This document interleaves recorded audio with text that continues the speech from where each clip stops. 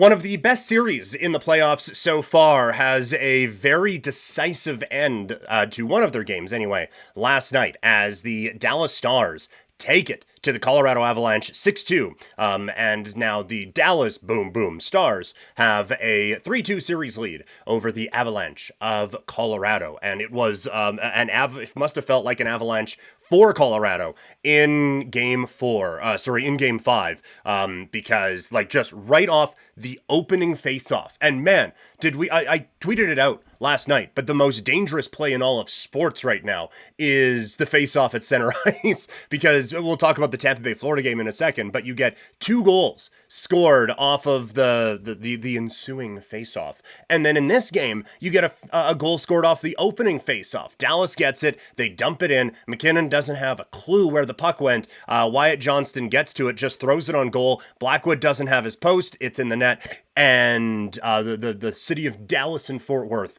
just goes absolutely insane, and that crowd really never let up, and it was the exact start that the Stars needed. They were talking about it on the ESPN broadcast last night, talking about how they had only led for, what was it, like a minute and a half or a minute 27 in the entire series so far, and then they led for 1951 of the first period. And look, that game was never tied, so I guess they led for, what would that be, 59 minutes and 51 seconds of that hockey game. It was the start the Stars needed, and honestly, that game was a lot of what the Stars needed, because Dallas has been able to stay in that series, and they haven't been getting a whole lot from their, pardon the pun, Stars. Miro Heiskanen, it's not his fault. He's hurt right now, so they're not getting a whole lot from him. That was Johnston's first goal of the playoffs. Rantanen was very quiet leading into it. Like that they have been able to hang with this high-powered Colorado Avalanche team without really any of their big guns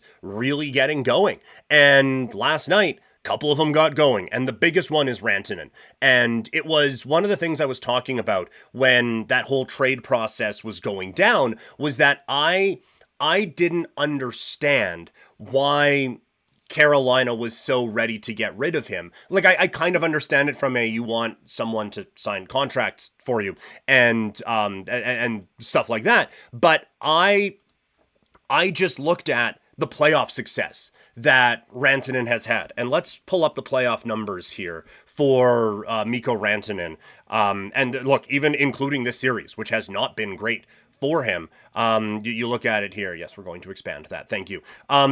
So he has 4 points in 5 games now in this playoff series. And it's funny how one night, all of a sudden, it's like, yeah, you know what? Close to a point per game guy. He's doing great. But before that, or I guess including that, it is 86 career playoff games and 105 career playoff points. So you look at, like, that's basically, leading into this, that is a season's worth of playoff games, which just on the face of it is nuts. But like a full NHL regular season schedule worth of playoff games, and he's a 100-point guy. He is someone who steps up in these games, and that's why I was wondering, why is Carolina getting rid of a player like that? Because this is the guy, these are the guys you want on your team. These are the guys that you want to take you to the next level, specifically Carolina. But now we're getting into a Carolina rant. And so you bring him into Dallas, and it's like, well, this is perfect. Like, that this team is going to be in these battles. They are going to have a guy now who can step up. And he hasn't. And look, this has been a tumultuous year for him, to say the least, right? Like, he is in a very good spot, in a spot that he has won in before, a spot that he is comfortable in, and he goes out and gets traded. Obviously, like, there are business sides of it. I don't think Colorado got enough for him, but I mean, still, this is a big change. Now he has to go to Carolina, and it happens at around the worst time, because he gets a couple of games under his belt, and then, oh, hey, here's the Four Nations, and you're gone for a couple of weeks. And then he goes and plays in that tournament, comes back, and is just expected to click right away. While also just being, and I'm sure they weren't asking him, it was through his agent, but it's like, hey, you gonna stay? You gonna stay? You wanna stay? You wanna stay? How about staying? Well, have you thought about staying? And so you're trying to figure out, from a hockey standpoint, if you have a chemistry in a situation where it's been difficult to build a chemistry from a life standpoint if you want to live in Carolina for the next 8 years, and all of this while you're trying to also be a very good hockey player. So there's a lot of distractions that go with that, and so then of course he has another big change, and now he has to go to Dallas, now he goes to Dallas, and now he signs the contract, so at least that is put to bed, but you are still now like just trying to jump on the treadmill while it is at full sprint, and then you get into the playoffs, and you face the only team in the NHL that knows you as well as they would in Colorado. So there's a lot going on with this dude, and now he's just expected to, hey, save us, won't you? And he hasn't in the first couple, but he was good in this game. And just getting that kind of a finish has to be such a weight off of his shoulders. And such a, I mean, it's a boost for the team. And it's a boost for him as well to be able to go out and accomplish that. So that, it just, when you look at the entirety of that game, for the Dallas Stars and just kind of the box score of it. Wyatt Johnston gets his first massive goal. Harley gets a goal. Rantanen gets his first. Wyatt Johnston then gets his second. Marchment scores. Roope Hintz scores. It's all these guys that they needed to get going, and Hintz was into an empty net, but he still had a good game. It was the guys that they needed to get going that got going here. On the Colorado side, there is a problem here. And we talked about, like, hey, Dallas is doing this without Miro Heiskanen. And now the Avalanche, they're doing this without their top defenseman as well. The problem is Heiskanen's absence is because he is hurt. Makar's absence has been he's just not playing good enough.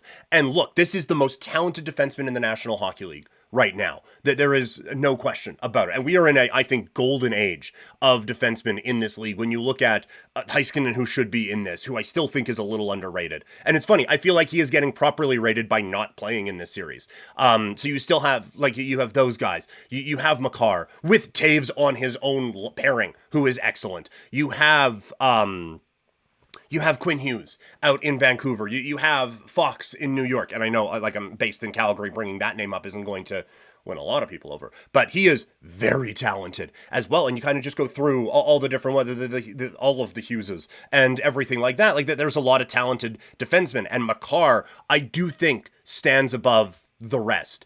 But not in this series. They need him to get going. Like, the Landeskog story has been great. Coyle and Nelson, I don't think have really made the impact in this series that Colorado would have wanted them to. But this is a talented hockey team. But it is not one that is so talented that they can survive not having that guy step up and be the guy in these crucial situations. And so they need a big Cale Makar game to get this going. We had the Twitch poll that can only last 10 minutes, by the way, which I don't love. But either way, we had the poll up here on twitch.tv/primetimepk. Which of the teams has the best opportunity to come back from being down with like 3 losses in the series, and Colorado wins the poll. And I don't disagree with that. A, they're in a better spot because it's 3-2. But B, they still have they are still in this series, and Makar really hasn't had that great of a game yet. I don't think you have had a big game from Coyle or from Brock Nelson or any of these guys. And so they've been able to hang around, really with Blackwood playing as well as he has, and we'll get to him in a second, and with McKinnon being Nathan McKinnon. And boy, was he again last night. When they are trying to get going, and they're moving in on the power play, and you get McKinnon like just creating all these chances, and all the attention goes to him. And I have talked about this at length. I love how they use him in the offensive zone. And this is supposed to be a bit about how Colorado should be concerned, but I have to gush about this because it is so unique. And I think you were starting to see a few teams using it. The only other example actually I have of it right now is actually Swift Current in the WHL, where they would have a couple of their guys, Misselbacher, who has an amazing shot as well. They have him up at the top of the zone. McKinnon, he sees the ice so well. And so when you get him up at the top of the zone, he is just able to kind of take everything in. You know, like Wayne Gretzky was able to do it from behind the net. Like that's his office, right? He can just see the ice. He knows where everyone is supposed to be. McKinnon, he's got a good enough shot that he can score from up there, and he has the vision. And okay, I see all of this. Also, he is the second fastest skater in the league, I would suggest. Like I'm sure there are numbers that maybe don't back that up, but watching it's him and McDavid, right? And so he is quick enough that when he sees an opening, it just goes. And so he gets a chance on the power play and he just goes, and it's a pass across and it's a one-timer. And Nate just had a great chance, and they made the joke on the broadcast. He had the wrong club out on that one. We needed a little less loft on it because he missed the open net by actually quite a bit. But they had some really good chances. They just need to capitalize on them right now. In the Twitch chat, Deeds Deeds, also subscriber on Twitch. Endlessly appreciative of that. Thank you so much. I find it a little concerning how the Avs can't seem to keep their momentum going from game to game.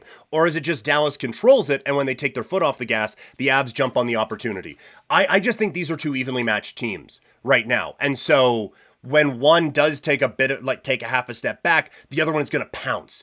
And so that you saw that. Like Colorado, I'm not going to say weren't ready to start the game because it was 9 bloody seconds, but McKinnon, it's just one where he's looking left and needed to look right, and the puck's in the back of the net. Blackwood isn't all the way on the post, and it's in the back of their net. It's a quick turnover, and Hintz is coming up, and instead of gliding over to try to take the pass away or try to take Rantanen away, both guys are focused on the puck.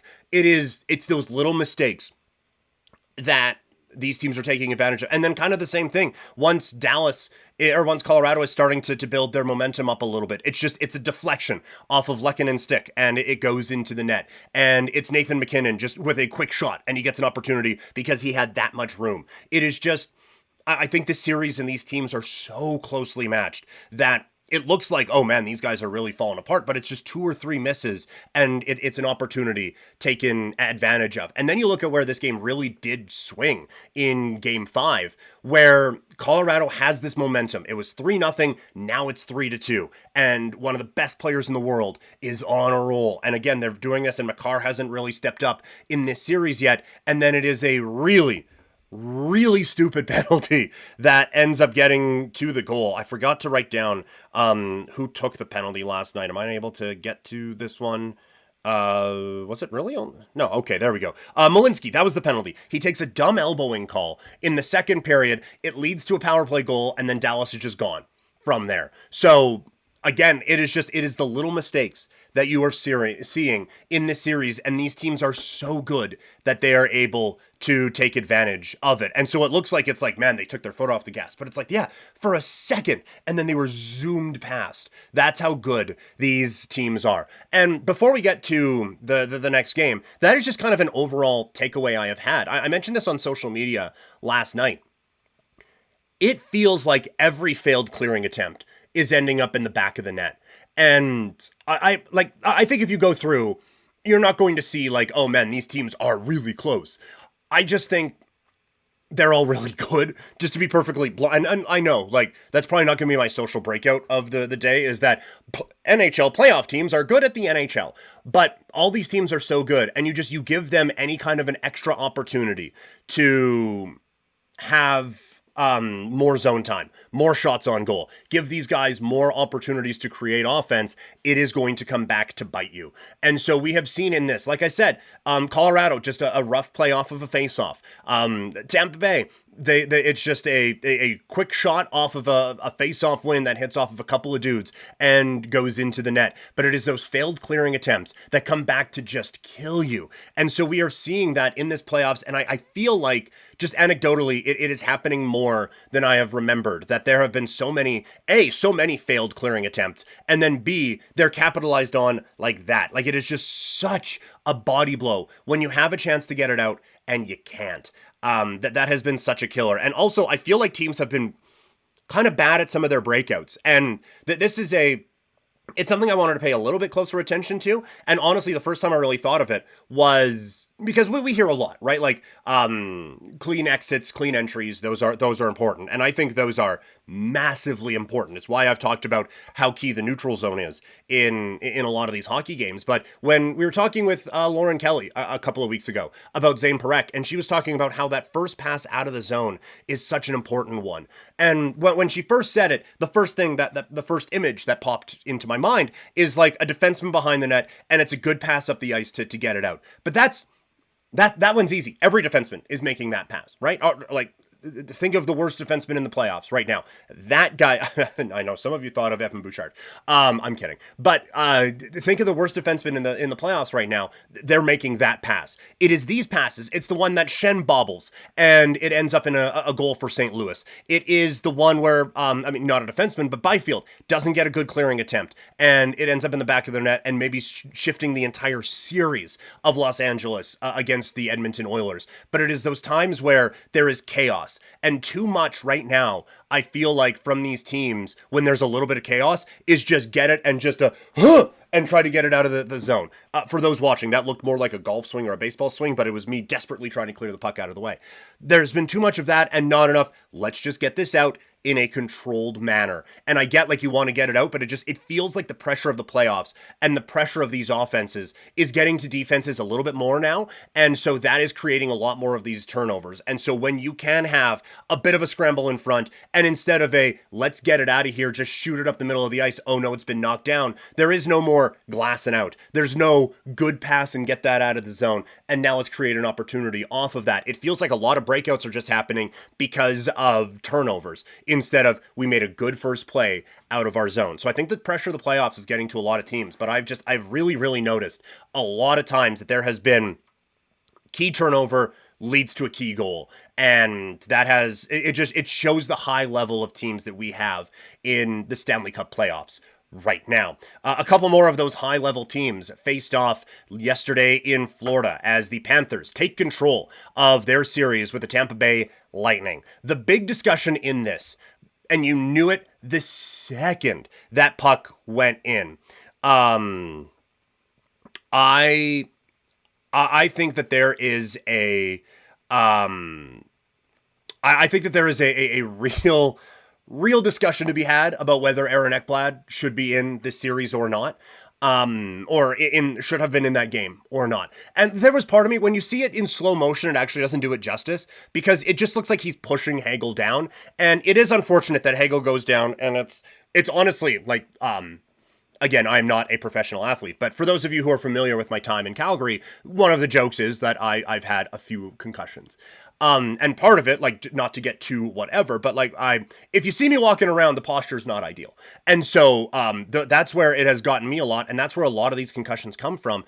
Not poor posture, but it's the impact. And then the last thing to go is that your head whips back and hits the ground. That's something that it comes up a lot. And it's why, like, there was a lot of the talk about, like, keep your helmet on in fights and everything, because it's not this is a weird thing to say. It's not the punch in the face that gets you. It's the solid concrete or ice on top of concrete whipping your head back at the end. That's the one that ends up really getting you there. And so that's what happened with Hagel. You see it in regular speed. It doesn't look great. And so I will absolutely listen to a conversation about how Ekblad should have been kicked out of that game and maybe even suspended for coming up here for game 5, I guess then. But I feel like people are forgetting the plot with this a little bit. It does look bad because it is Ekblad specifically who scores that goal. But this ain't soccer. It's not like if he would have got kicked out, Florida has to play with 4 on the ice the rest of the night. There still would have been someone there. They still are allowed to have 5 guys out on the ice for there would have been a penalty on that, but 5 guys for the majority of the game. And Tampa Bay, in that situation, regardless of who was supposed to be out there, did a bad job of defending who was out on the ice. So yes, we can have the conversation that Ekblad probably shouldn't still have been playing in that game. But if you're Tampa Bay defensively, you can't look at one of the better players in the world hanging out in the slot area, and you can't look at him and go, well, he shouldn't be playing in this game, so I'm not going to mark him out of protest. That's not how this works. It was a defensive breakdown from the Tampa Bay Lightning that gives Ekblad his, funnily enough, second game-tying goal of that game. The first one gets called back because of a fairly obvious offside, but that one, he's left alone and he scores. And it's a great finish by him instead of just like quick shot and hammering it on net. The poise and the patience to get it, put yourself in a good spot, see where there's going to be an opening on Vasilevsky and fire that one in. That's where you get that type of a goal. And so, yes, Lightning fans, I will listen all day to you complaining about I will listen to you all day complaining about whether that guy should have been in there or not. But the fact of the matter is that he was, and they should have defended him. We got Jensen Smith in the YouTube chat. Hey Jensen, how's it going? Not much is up. Just talking about hockey on YouTube on a Tuesday. So happy to have you around. Thanks for thanks for stopping by today. But back on the hockey front here. This was a game of missed opportunities for Tampa Bay. They did, and look, I am, again, referencing Calgary here, but I was on Calgary radio here on Friday, and I had said, like, the Leafs have passed the Lightning in terms of just, like, the overall franchises and how they are playing hockey. One has had a significant amount of success in the postseason, and the other has had a significant amount of failures in the playoffs, and that has led to a lot of jokes and everything like that. But I have hated how Tampa Bay has played in this series, and for the most part, I thought that last game, they finally found a way that worked, and it was to make the game as low event and boring as possible. We think of Florida as this, like, heavy, powerful, strong hockey team that is going to really beat you up, and they will. But I do think that they don't get enough credit for how quick they can be, and how much offense they can just kind of throw at you, for lack of a better term. And for Tampa Bay, they really were able to just steal a basketball phrase, they were able to dribble the air out of the basketball in that game. They did a great job of it. But when you are going to do that, when you are going to have low event hockey, one of the things you need to do is take advantage of the opportunities when you get them. Because the good thing about low event hockey is that you then, just by definition, have fewer events to have to worry about. The problem is that when you don't take advantage of yours, that means the other team has fewer events that they need to take advantage of for them to get back into it, if that makes sense. You know what I mean? Like, it's, if you are only going to have, let's say, 6 big things that happen in a game, but if you're only going to have 2 of them, that means the other team only now needs 3 to be able to take advantage. And that's exactly what we saw here, is that, okay, you can limit the chances and everything, and that's fine, but you have to put it away when you get the chance. And they did. They get a 5-minute power play because of a really, really shitty play down in the corner. And we'll talk about that one again here in a second. But it's a 5-minute power play. And you have a chance now to put Florida away, to get the momentum back on your side, and to get your fucking power play going again, because it has been dreadful so far. And yeah, I have not liked it at all. We got a Mark Smith now in the Twitch chat as well. Hey Mark, thanks for stopping by. I think streaming is going really well. We're having a lot of fun streaming and chatting here on the day. Oh, we also got Mark in the Kick chat as well. So we got Mark Smith all over the place here today. But on back on the Tampa Bay side, the power play has been bad. If you can get that going, you can get your top guys going, all of a sudden the entire face of this series shifts. That didn't happen here. Instead, what happened is they don't do anything with it. The power play looks dreadful. It gives Florida more momentum coming out of it. They actually take a penalty at the end of it, and Florida is able to get a power play opportunity off of that. And I think that was the one that they thought they scored on and then didn't score on because of the offside. So it was just, that was the missed opportunity for the Tampa Bay Lightning. That was their chance to come out and really solidify, like, hey, we are in this series. And instead, they did the exact opposite of that, and it has them in a bad spot here. I do just quickly want to mention, going back over it, it was Greer who took the, or no, sorry, it was Mikkola who took the hit. It was Mikkola who took the hit, and then Greer serves the 5 minutes for him. Mikkola shouldn't play in the next game, and probably not for the series. That was just a horrendously unnecessary and dangerous hit, and I hated that. I'm happy that there was a review. I am happy. Oh, hey, look at that. We got a nice little graphic up there in the top corner. So greatly appreciated. Thank you so much. I really appreciate that. So thank you so much. But back on the thing, like there's no point in Mikkola doing that.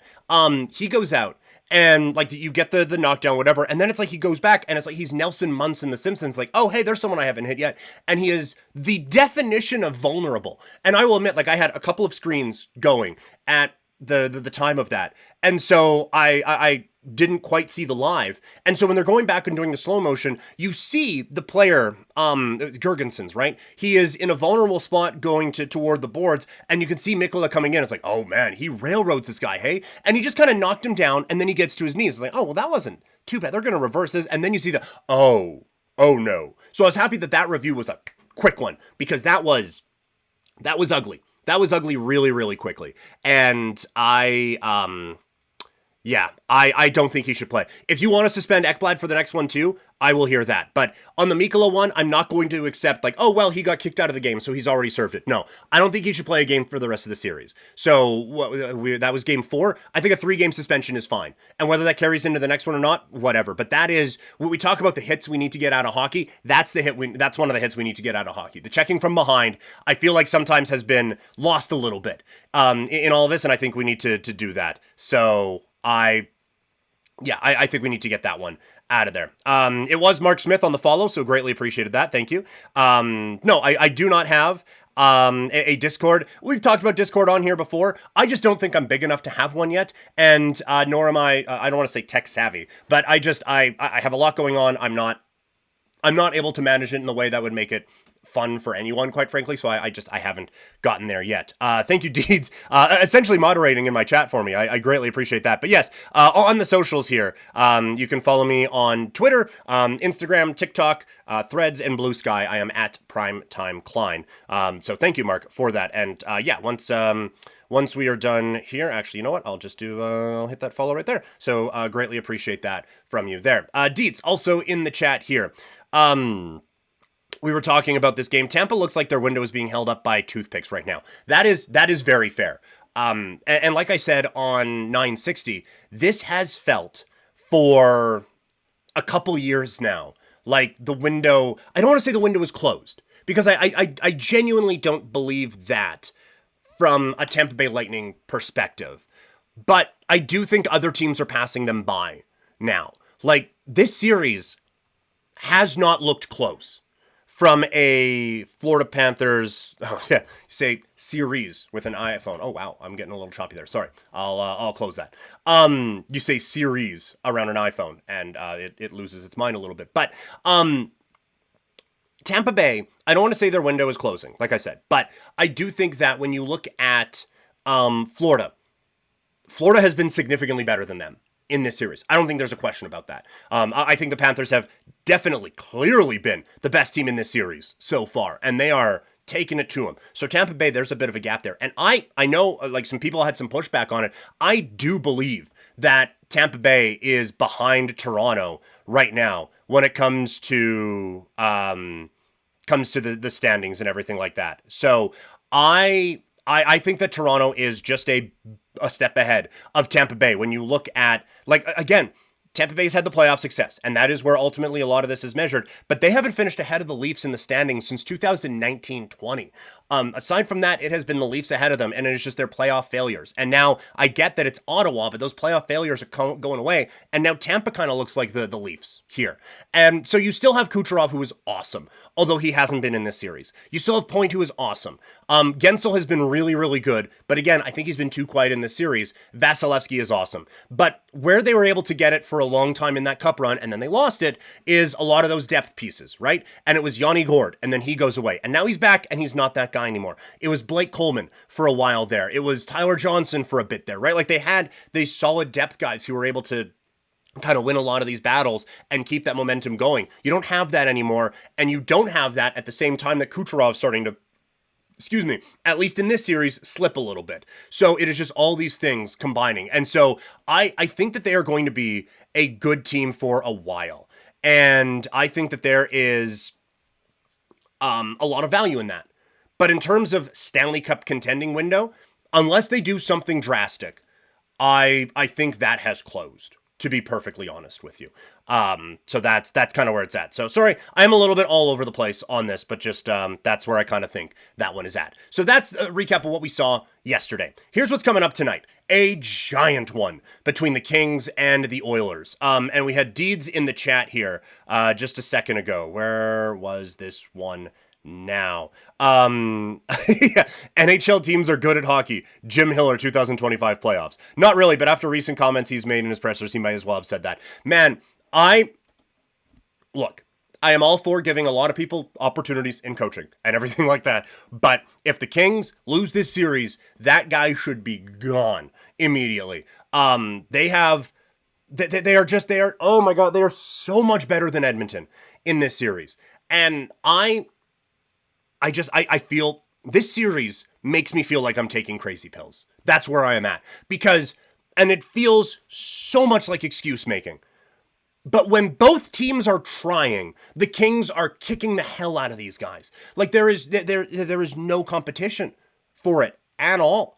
And so, like, again, and part of this I might feel is a little bit I'm committed to it, because I said that I think the Kings are better right now, and this is their best chance of doing it. And then I did kind of mock a lot of the decisions that the Oilers made when I was on the radio out here on Friday. But still, I get that they have come back, and I get that they have won these games, but the Kings have let them. This has so much been the Kings losing the games in this series, not the Oilers winning the games so far. And Deeds brought it up. Hopefully LA can not choke another one away tonight, and the Wild can take home a win. We'll talk about that one here in a second. But yes, no, hopefully that is the case. Hopefully we don't have to deal with that, because again, and whatever, I don't want to homer this, whatever that, but the things that drive me the craziest are when one team plays poorly, they get let back into a game, and then everyone is like, oh, see, eat it, we told you guys. And it's like, that's happening on the Bouchard thing right now. It's happening with just Edmonton in general right now. They have not played well in this year. If we are going to score this as a fight, right? Like a scorecard. Okay, well, that's a 10-9 round, that's a 10-9 round, that's a 10-9 round, that's a 10-9 round. The Oilers, like, they have won the last parts of a couple of rounds, but like they have played good in 3 periods so far, and the series is tied. Now, from an Edmonton standpoint, you can say, yeah, we played good in 3 periods so far, and it's tied. If we play good in 6 more periods, we're off to the next round. But I still look at the whole process of all of it, and everything is pointing to the Kings, except for some of the decision making, and that's where Hiller comes back into this one. I think it's been coaching that has cost them, and it has been 2 big things that has really, really cost them. In Game 3, it was that brutal challenge. There was no way that was goalie interference, and that is 100%. You are playing NHL 25, and you're on tilt, and a goal happens, like, well, that shouldn't have counted. Like, and you almost feel like you're not even looking at the situation, or you're not looking at the play anymore, you're looking at the situation. You are looking at, we are playing too good, and we are better than these guys. We don't deserve for this game to be tied, so there must be something wrong with that. And there wasn't. It wasn't goalie interference at all. Even if you are looking at that through the most silver and black color glasses of the LA Kings, you cannot look at that and think that that was goalie interference. It gives Edmonton a power play, which you never want to do, and it costs them, and the Oilers win. And then in Game 4, it was a strategic error. They sat back, and it cost them. They just eased up, and it has now cost them a couple of times in this, and it almost cost them in Game 1. And so It was a weird combination of they just sat back, but then they also only played like 10 guys in the third period of that game. And so by the time you get to overtime, they are bagged. And that has been not great for them. And like that overtime, the Oilers killed them in it. So it is, they sat back, but they only sat back with a few guys. Like Kuzmenko had, I think, 3 shifts in the third period there. Again, if I am trying to protect a lead, he is one of the last human beings on earth I would do that with.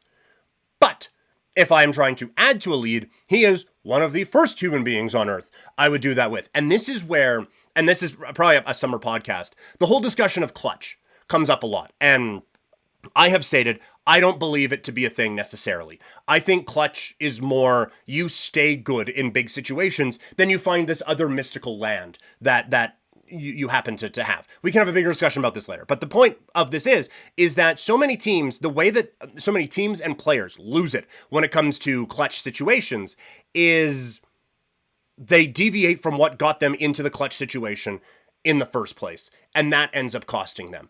And that is where a lot of the frustration can kind of come from. Because you have a Kings team that has been playing perfectly through 2 periods. And then all of a sudden you feel the need to switch because, well, now we're up by 2. Let's get into a defensive shell and let's just ride this one home. It's like, okay, but you just kicked the shit out of them for 2 periods. Why would you change anything? And teams do this all the time. You think basketball is one of the worst examples for it, where you are running a brilliant offense through 45 minutes of a game, but then it gets down into crunch time. It's like, well, all of that has to go out the window. ISO, ISO, ISO, ISO, ISO. Man, look at the clutch stats. Can't believe all these guys are coming up short. It's like, yeah, because there's 8 dudes on them because you're just running the ball just through them, and we're not running our regular offense anymore. The Kings have choked in a couple of these games now. They have allowed the Oilers to get back into this series at a time where it shouldn't be close. This series we should be talking about the Kings having a chance to wrap this one up tonight. I'm not going to go so far as to say that it should have been swept already. Could have been. I'm not going to say should have been because one of those, whatever. There is, though, I do think a big discussion that can be had about, I'm going to have to just turn my phone off for these now. A big discussion that could be had about Evan Bouchard, because he is such a boom or bust type of a player. He has been dreadful in the defensive zone. And I know a lot of people point to, oh, it's only when he is playing with Darnell Nurse. No, it is not. It absolutely isn't. Look, he plays worse with Nurse than he does with others. And I think that's another big conversation to be had out in Edmonton. But he is a liability when it comes to his own end. And that has become a real problem. But then he comes out and he scores 2 of the biggest goals of the season for the Oilers. So they're going to have to pay this guy coming up here in a little bit. And I have no idea what that contract looks like. It's kind of like the Erik Karlsson thing. I think he's a little bit better in his own end than Karlsson. On the high end, though, maybe he's a little better offensively. God, that feels blasphemous to say, but it kind of feels like he at least has the potential to do that, right? So I don't know what you do with that kind of a thing. Like I think like one of the things I saw on X was he is the most dangerous player on the ice to both teams. Like he is so dangerous in his own end for Edmonton, and he is so dangerous in the offensive end against the other team. And that's where Ekholm has been so key for them to be able to lock him in and really find that perfect match for him. I do think there is some internal growth that he needs to do, but he has been such a polarizing topic in this series. I do think now that it is going back to LA, it is still advantage Kings because of what you can do kind of line matching wise. If Edmonton wants to stay with McDavid and Draisaitl, I pointed this out on the radio on Friday. If I'm the Kings, like, cool, great. I'm either going to put the Danault line out there and try to slow you down, or I'm just going to put my top line out against you. And this is something, Winnipeg did this a couple years ago in, I can't remember if was it the bubble or was it the All-Canadian year, but around the pandemic. It must have been the All-Canadian year, because I was talking about it with Marat on this show, which, by the way, we just celebrated 4 years. Forgot to mention that. But one of the things that the Jets did when they played the Oilers was they just put the Scheifele line out against them. It's like, look, we might lose that. And we don't lose a lot with our top line, but we'll get you with the next three. And the Kings can do that here. If they just want to match Kopitar against McDavid and Draisaitl, Kopitar, Kempe, and Kuzmenko, again, when allowed to, have been playing phenomenal hockey in this series. And now McDavid, Draisaitl, and Hyman is the best line you can put out in the NHL. But I think that Kopitar and Kempe are good enough that, okay, if we're going to lose this, we're only going to lose it by one. But then the Byfield line and the Deneau line are going to just eat the rest of your lineup's lunch and just take it to them. And so I still think the ability to kind of line match, have home ice advantage, play the matchups that way, gives the Kings the edge here. But god damn, do they have to use it, because it has been so frustrating to see that. Deeds in the chat here. With how fast the Oilers are, LA shortening its bench makes no sense. In the third period, they look like they were playing in mud. And then he said Edmonton is going to pay Bouchard. Yes, no, I would agree with that. So yeah, no, I completely agree. I think if you want to shorten your bench at times in the playoffs, fine. It's the playoffs. You want to have your best players out there more often than not. But I do also think that, to your point, like the speed that Edmonton can play with and the speed and just the high collision aspect of the Stanley Cup playoffs means you still need to roll your guys out there and still need to have them engaged and involved and just give your dudes a little bit more of a breather. You said like the third period, they look stuck in mud. Overtime, it looked like practice for the Oilers. I made the joke on Twitter. It looked like during the intermission, the Kings bag skated their guys because they had nothing left out there. And it leads to a couple of bad turnovers. Again, we talked about it before, bad clearing attempts, which then leads to opportunities for Edmonton. They draw the penalty, they get the goal. Bob's your uncle. This series is tied. So again, we've gone a little bit longer here in the first little bit of this than I initially intended to, but this is such a fascinating series, and it's such a frustrating one. And just for me personally, because I know I'm right. I know that the Kings are better than the Oilers, and I know that they should be winning in this, and it is driving me up the wall that they're not, because you watch it, and when the two teams are kind of equal-ish footing, scoreboard-wise, effort-wise, whatever, the Kings are killing them, and it is just they're making these decisions again that are really, really costing them in this series, and gosh golly gee, is it very, very, very frustrating for them in that capacity. Other games tonight. The Toronto Maple Leafs have a chance to close out the Ottawa Senators. The Sens, they've been caught up in a lot of the stuff that Toronto normally gets caught up in, right? Like Ottawa is trying to do a lot of the little shitty things behind after each play that gets you out of your own game.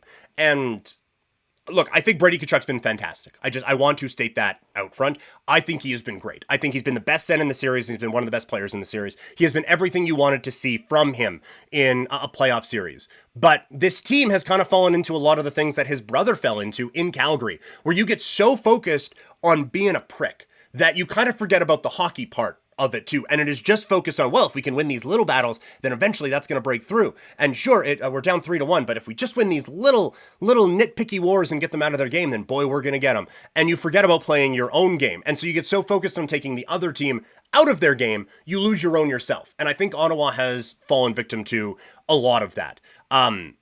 So again, I think that Tkachuk has been great, but I have not been impressed with everyone else that I've seen basically on Ottawa. And I think like Giroux, I think like you shouldn't be expecting a 37-year-old to come out and save your season, but I do think that he needs to be the veteran that goes in and like, hey guys, can't be doing this stuff. Can't be doing this stuff. There's a fine line to walk, and he has seen both sides of it. When he was in Philly, they got Sidney Crosby out of his game, and the Flyers were able to take advantage of that. But then they also went too far, took themselves out of it, and Sidney Crosby was able to take advantage and knock the Flyers out at different times as well. That's what's happening in Ottawa here, and now they need to rein it back in enough and still play their games. They have the talent to be able to at least put a dent into this series, but not the way they are playing right now. And like, again, we talk about teams that just kind of turn it on and off. The Leafs, what they have been able to do for long stretches in these series of holding Ottawa without shots in third periods and stuff like that have been really exquisitely done. And I think one of the things you see of the Berube style is how they've been able to kind of lock everything down and shut down Ottawa for these long stretches. And that's where the Sens start to lose it a little bit. And there's a bit of the frustration and immaturity that comes in as well. But we will see if Ottawa can kind of get their head on their shoulders tonight. They've hung around well, but they haven't done nearly as well as I thought they would have. Also tonight, Devils going up against the Canes. The Hurricanes are simply the better team. The Devils are trying, but Carolina, too fast, too talented, too good. We'll see about the goalie situation. That was a real missed opportunity for New Jersey. It looked kind of scary with Anderson going down in the way that he did. And you don't want to say, oh, it's a missed opportunity to not take advantage of an injury. But they had a cold goalie coming in. They got him for one on Sunday, but that was it. And to not be able to take advantage of that, and to not be able to take advantage and really push this into a series where all of a sudden there's some doubt and there's a here we go again in Carolina, it was just a miss for the Devils. And I think because of injuries and everything, they're just not good enough to make Carolina miss at this point. But that was a real substantial miss on their side. The Minnesota Wild and Vegas Golden Knights continuing to battle. Deeds mentioning in the chat before that he is hoping that the Wild can get a win in this spot tonight. I do think that there is a lot of people that kind of feel that way about Vegas. This one, it comes down to stars need to be the stars. Minnesota has got an excellent performance from Kaprizov in the games that they have won. And it really has come down to, on the nights where Kaprizov's the best player on the ice, Minnesota's winning those games. Vegas needs Eichel to step up and be the best guy out on the ice. They need Stone to step up and be one of the best players out on that ice coming up tonight. It really has just been as simple as the stars need to be the stars. I like how Vegas has responded to certain things, and we'll talk about teams that haven't here in a second, but they...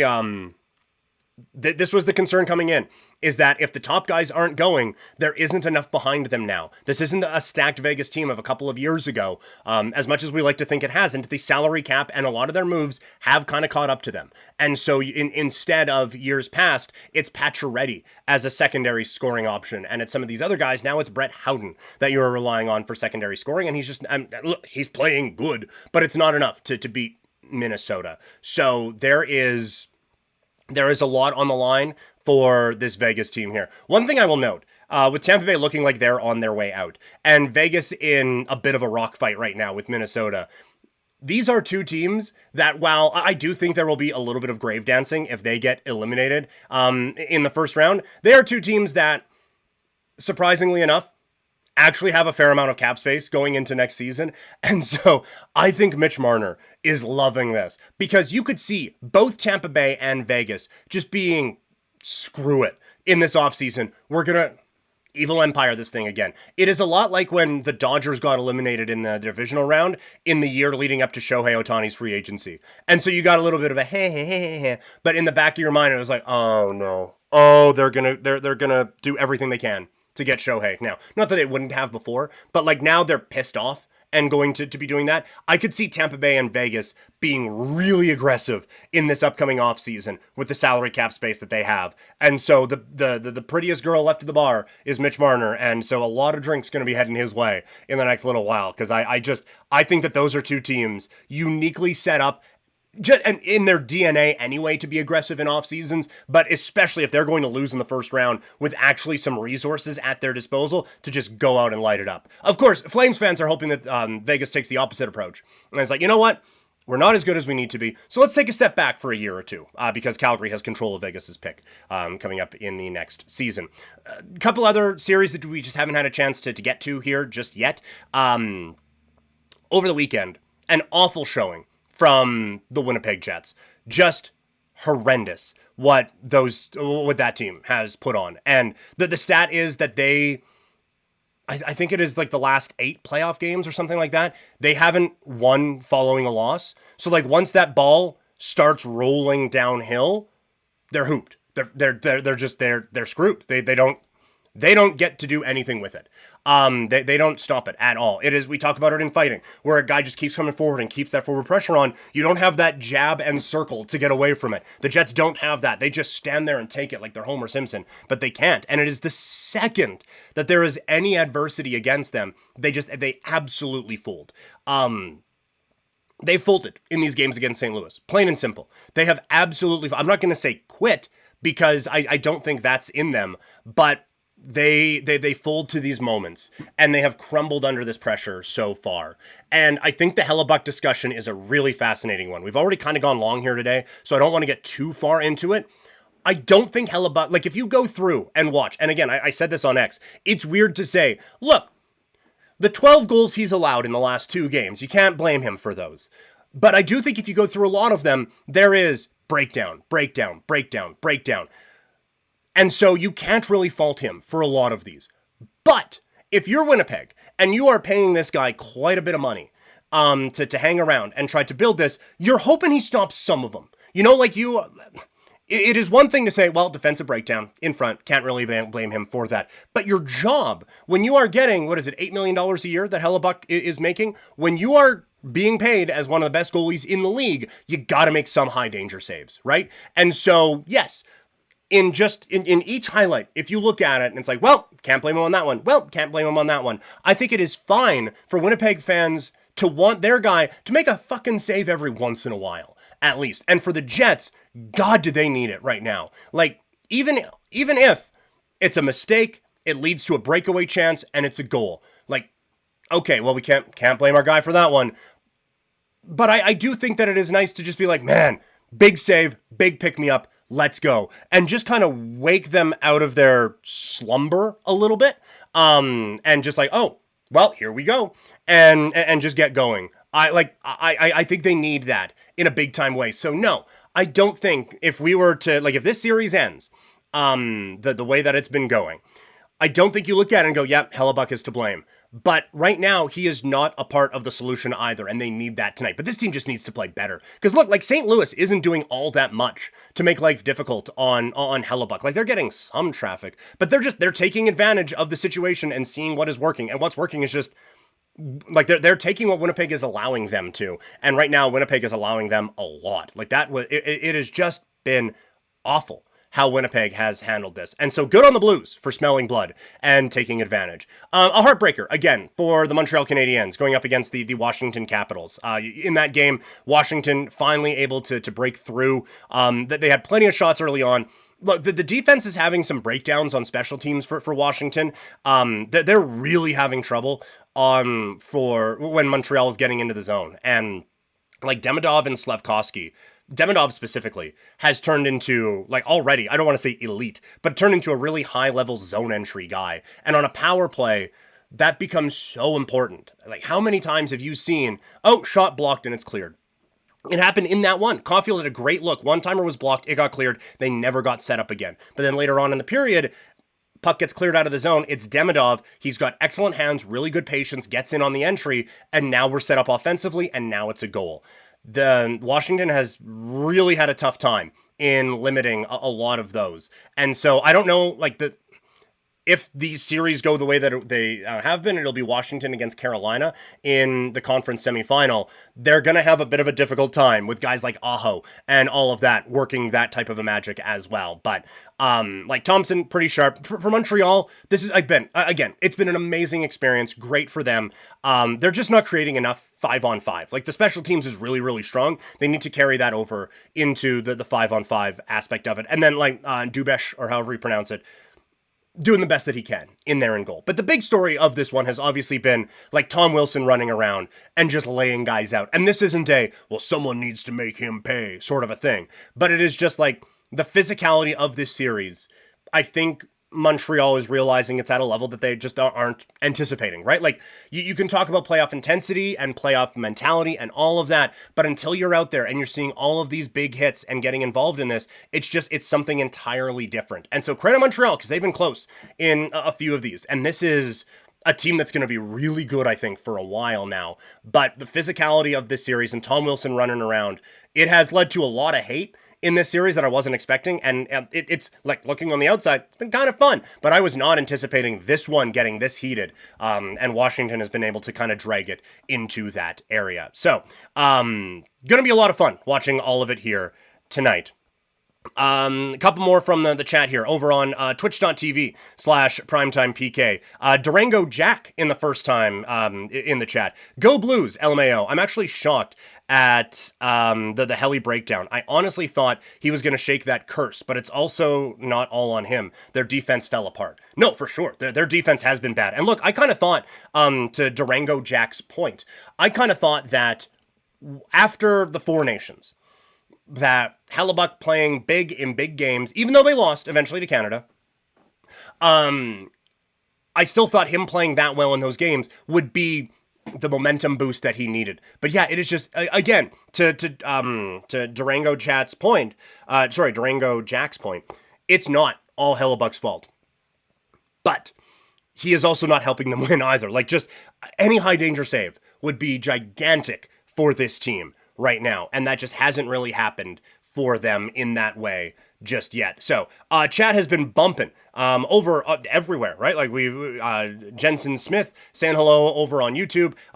We've had a couple first-time chatters now with Mark Smith and Durango Jack here on Twitch, and we have a couple first-time chatters over on Kick as well. We have Willie asking about something in Spain that I haven't really noticed. So, either way, thanks to everyone who has been popping in today.